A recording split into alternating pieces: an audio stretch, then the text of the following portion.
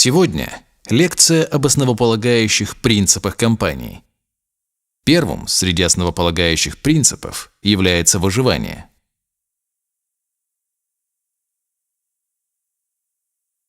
Выживание является для компании идентичное живому организму. В процессе жизнедеятельности, в окружающей среде. Самое главное для выживания существа – необходимы органы чувств. Но если этот живой организм под названием атоми теряет способность восприятия, то он обречен на неминуемую смерть.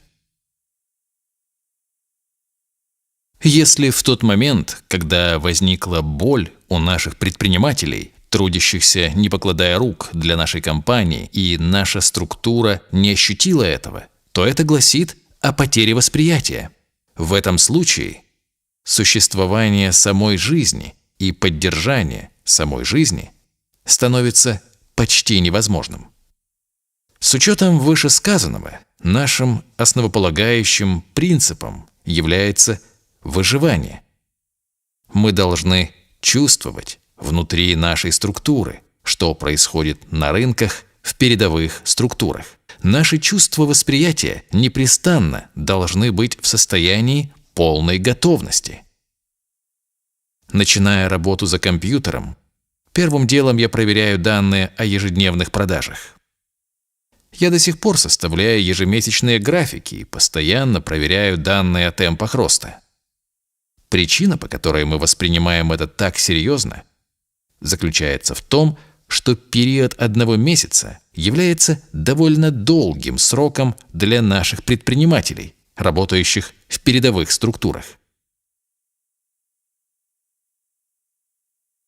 Что вас ожидает без ежемесячного заработка? Вы, конечно же, можете воспользоваться кредитной картой, расплачиваться ей весь месяц. Вы можете погасить долг на следующий месяц при отсутствии денежных средств. Какие ваши дальнейшие действия? Вы начинаете искать выходы. Подписываетесь на кредит, тратите и снова погашаете. Таким образом, вы оказываетесь в ловушке, откуда сложно выбраться. Это довольно сложная ситуация, когда у вас нет месячного заработка на проживание. Сегодня большинство из нас не беспокоится о заработной плате, поступят ли деньги или нет в день зарплаты. Но для наших сотрудников без ежемесячного заработка оставаться активными на рынке в течение месяца очень сложно. 1 месяц – это длительный промежуток времени. При создании системы распределения оплат в нашей компании я четко ощущал потребности, трудности наших коллег, прилагающих все свои усилия. Это было основой при создании системы оплат. И наши коллеги-предприниматели, работающие на местах, в итоге ощутили нашу заботу и внимание. Сотрудники и партнеры осознали непосредственное восприятие потребностей и трудностей председателям компании. Наши чувства восприятия взаимосвязаны и составляют одно целое. При создании компании Атоми не владела особенными ресурсами. Именно это чувство являлось первоначальным капиталом. И сегодня повторяю постоянно, что мы не должны терять этот драгоценный капитал, этот актив. В момент потери компанию настигнет угроза существования. Поскольку наша компания стала довольно крупной, нас не настигает угроза существования в одночасье, но в долгосрочной перспективе, как морское существо, потерявшее свои щупальцы, вы не знаете, какая опасность вам грозит в будущем.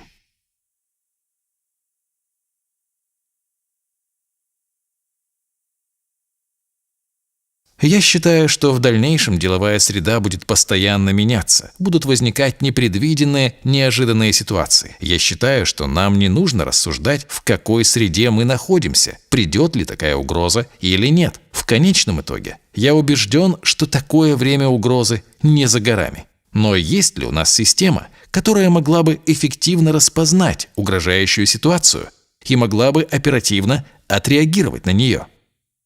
Не потеряли ли мы чувство осязания наших щупалец? Что вы думаете об этом? Какое мнение об этом сейчас у каждого из вас? У каждого сотрудника из вашего отдела? Если отрезать один палец на руке, то тело не сможет удержаться, держать баланс при определенной ситуации. Даже маленькая боль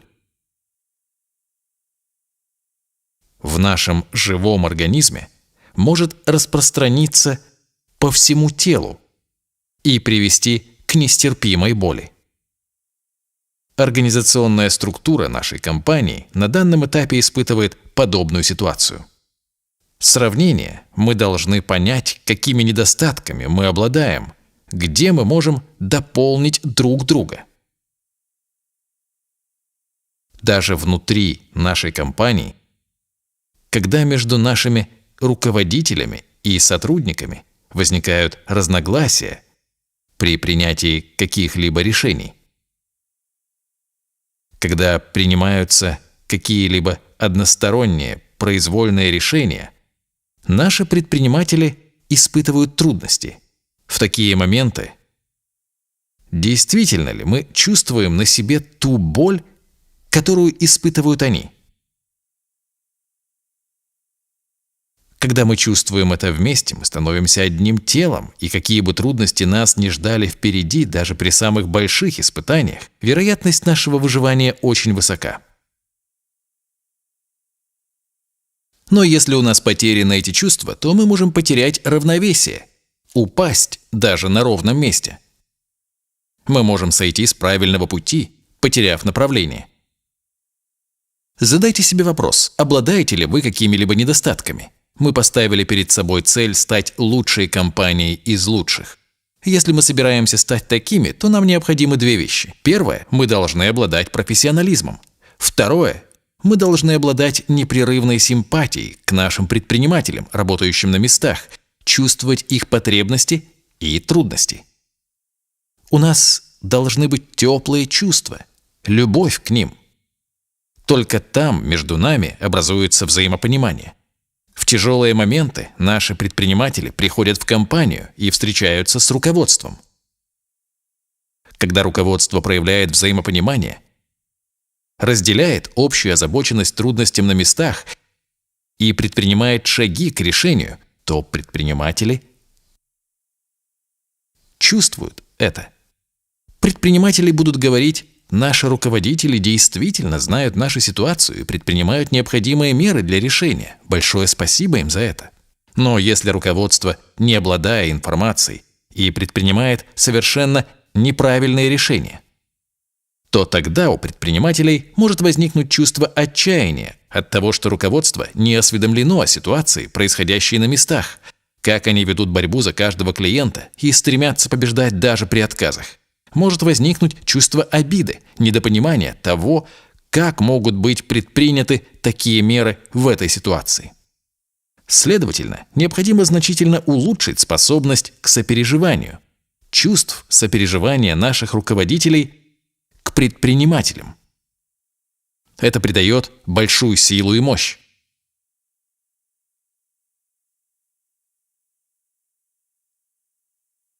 Тогда мы становимся суперлюдьми, мы становимся ультралюдьми, мы становимся лучшими из лучших. Однако стать лучшими из лучших для нас является необходимостью, а не выбором.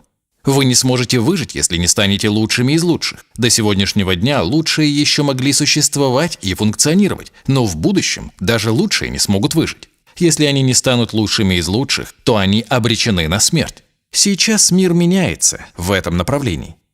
Все переходит в супер- и ультратренд.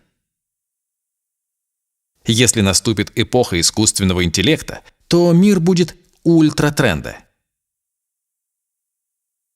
Так что мы должны разработать в нас самих необходимые чувства для того, чтобы быть готовыми к новой эпохе. Искусственный интеллект, четвертая промышленная революция, означает, что выживут только единицы останутся в живых.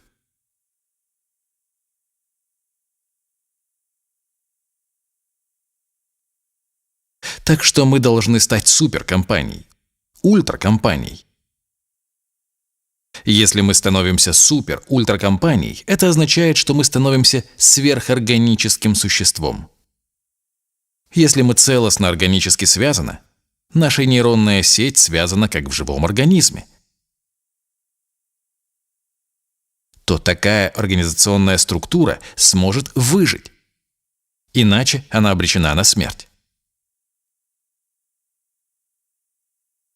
Первым основополагающим принципом нашей компании является выживание. В некотором смысле концепция выживания в компании Atomi, о которой до сих пор мы говорили, заключалась в минимизации затрат. Поэтому мы решили использовать ИТ-технологии, чтобы исключить людей из рабочего процесса. Если мы поставили цель исключить людей из рабочего процесса, но в действительности мы не можем этого достичь. Но, тем не менее, давайте поставим цель автоматизировать все процессы. Мы не являемся людьми, которые только работают за компьютером. Тогда чем же мы занимаемся? Мы также не можем сказать, что мы просто предоставляем услуги клиентам.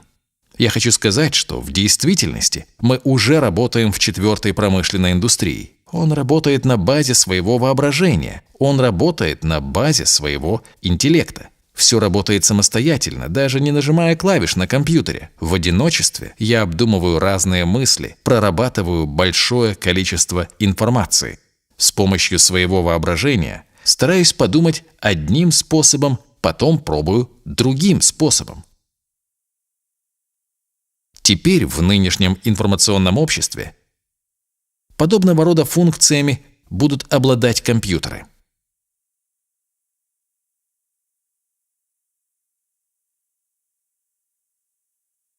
Настал момент, когда наш метод работы должен идти в ногу со временем, с эпохой четвертой индустриализации. Поэтому в мире, где сейчас работает искусственный интеллект, мы должны в наших умах обдумывать, находить идеи, мысли, которые будут запускать, двигать искусственный интеллект. Что для этого нужно? Мы не должны стремиться накопить уже имеющиеся знания в мире, либо искать эту информацию в реальности. Вместо этого мы должны окунуться в мир грез, в мир мечтаний и грез. Вы знаете, что мое прозвище – мечтатель. Мы должны полностью погрузиться в мир грез. В текущем информационном обществе попытки людей обращаться к своим мечтам, к грезам, не обвенчались успехом. Но в эпоху четвертой индустриализации все эти мечты могут быть реализованы через искусственный интеллект. Проживая в этом мире, мы должны обладать креативностью. Мы должны развивать эти качества в себе. Если вы хотите обладать таким качеством, то вы должны постоянно обмениваться между собой такими фантазиями, креативностью. Поэтому вам нужно больше говорить друг другу о фантазиях, возникающих в вашем воображении. Я думаю, когда мы сможем больше обмениваться и делиться такими фантазиями друг с другом, то наши сотрудники смогут стать таким организмом, который будет созидать, создавать новое. Мы превратимся в огромное существо, которого мир еще не встречал. Это будет крупным суперорганизмом. Если мы не станем такими, то мы просто будем поглощены подобного рода организмом в будущем. Итак, само воображение, фантазия, креативность не является постепенным или числовым явлением. Это мощное и масштабное явление. Если мы не сможем развивать в себе эти качества, то мы не сможем выжить. Это означает, что мы не стоим перед выбором, делать это или нет. Мы обязаны поступить подобным образом. Только тогда мы станем супер-ультра-компанией. Только тогда у нас есть шанс выжить. Тогда ценность нашей компании будет колоссальной. Иначе нас ждет бездна. Мы должны яростно проявлять свою точку зрения, яростно спорить даже с коллегой рядом с вами. Для выживания мы должны это делать, даже если ваш коллега с противоположным мнением. Мы должны избавиться от всех этих поверхностных аспектов. Наша компания должна быть организацией, которая живет, двигается, где каждый день сотрудники делятся друг с другом отличными идеями, откуда исходит синергия. Мы должны стать компанией, которая доминирует в глобальной логистике.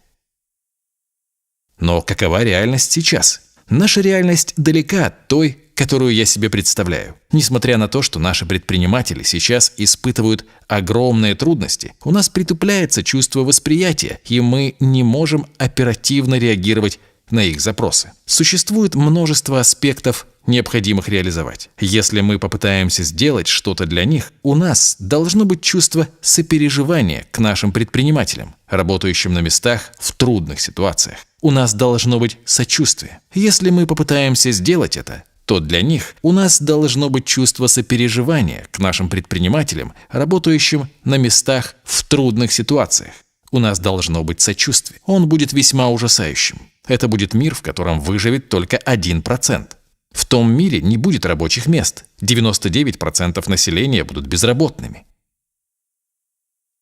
Сейчас в современном мире на 99% нет подходящих рабочих мест. Что нужно делать в такой ситуации? Мы должны идти к всеобщему благоденствию. 1% компании должен будет кормить всех. Тогда лучше быть кормильцем или лучше быть тем, кого кормят? Мы должны стать кормильцами. Мы должны стать такой организацией. Это может стать возможным, когда мы станем сверхорганизмом, когда у нас будет эта сверхмысль. Мы обладаем взрывной силой, которая может охватить весь мир. У нас есть такой потенциал, но мы просто устанавливаем себе границы и говорим: «Мне нужно просто делать свою работу хорошо». Конечно, важно хорошо выполнять свою работу. Те, кто не может этого сделать, должны развивать свои навыки. Компания будет поддерживать вас и ждать вашего роста, но только этого будет недостаточно. Вы должны стать сверхорганизмом. Я готов принять все нынешние неудобства, чтобы создать такую среду, где наши задумки могут быть реализованы. Если бы мы могли это реализовать, мы действительно были бы компанией с оборотом в $702 144, в $702 144. Если наша компания достигла оборота $702 144, то, вероятно, мы бы оказали более значительное влияние на национальную экономику, чем компания Samsung с оборотом $280 857. Почему? У нас есть взаимоотношения, связь с простыми людьми. Таким образом, с точки зрения эффекта на трудовую занятость населения, наша компания имеет гораздо более значимое влияние. Также нужно учитывать, что у нашей компании также имеется влияние в каждой стране, где мы заходим на рынок со своей продукцией. Все люди, собравшиеся здесь, должны стать одним целым, одной головой.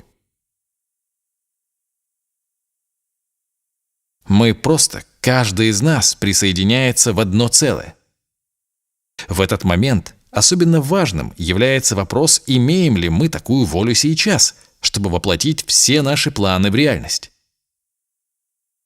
Некоторые думают, что компания довольно крупная и не разорится за один день. Другие думают, что не нужно переживать за зарплату, поэтому незачем нам еще прилагать усилия. Некоторые чувствуют себя достаточно хорошо, и компания сейчас находится в хорошем положении. Но то, что я желаю вам, это почувствовать трепет. Испытывать трепет от встречи со своими коллегами. Испытать трепет от того, что ты воплотил в жизнь идею через свою креативность, о которой никто даже не мог подумать. Было бы хорошо испытать такие чувства.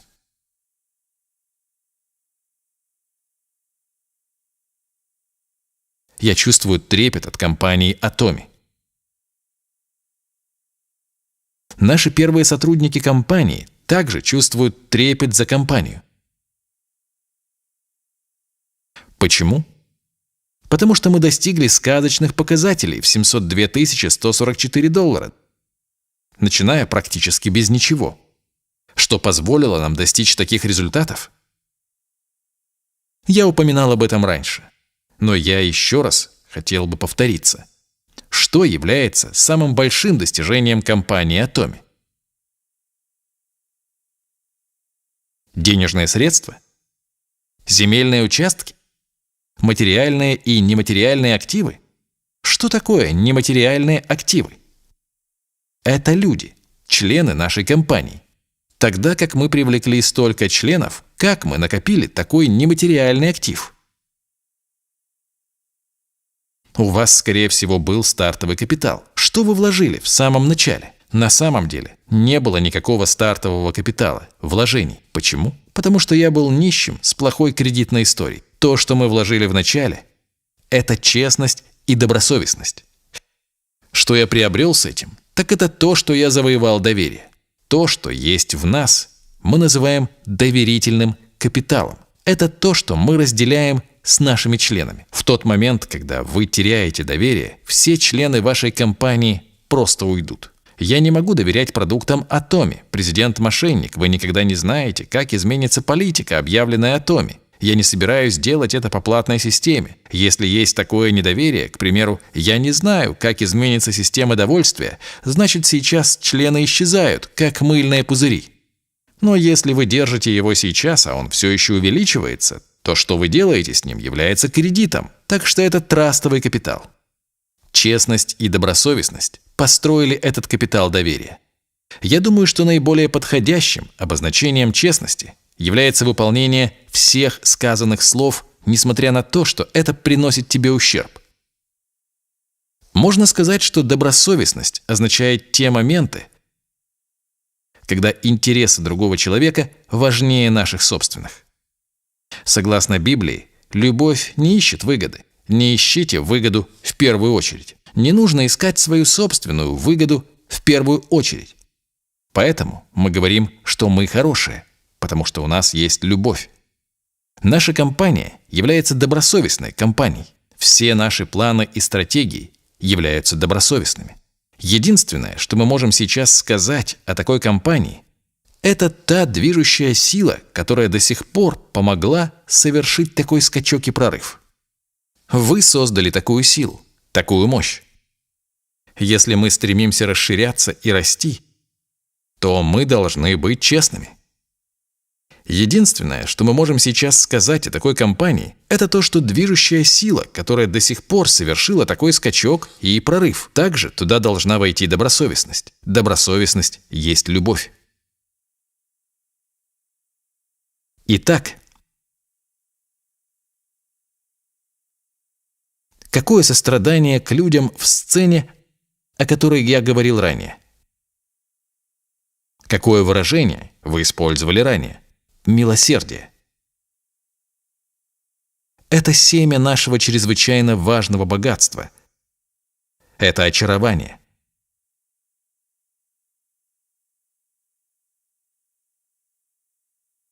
Те слезы, которые могут пролить слезы для тех предприятий в этой области, на самом деле гораздо более ценны, чем бриллианты. Одна капля слезы стоит гораздо больше, чем одна капля бриллианта. И она обладает огромной взрывной силой.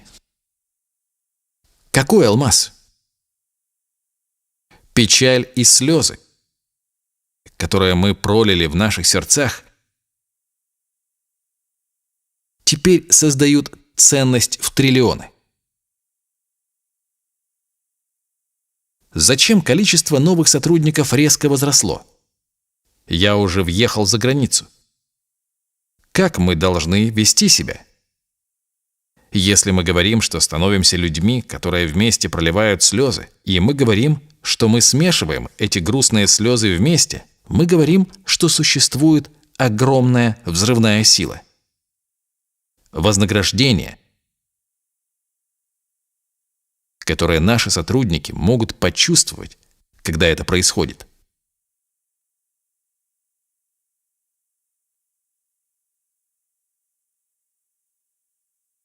Я думаю, это несравнимо.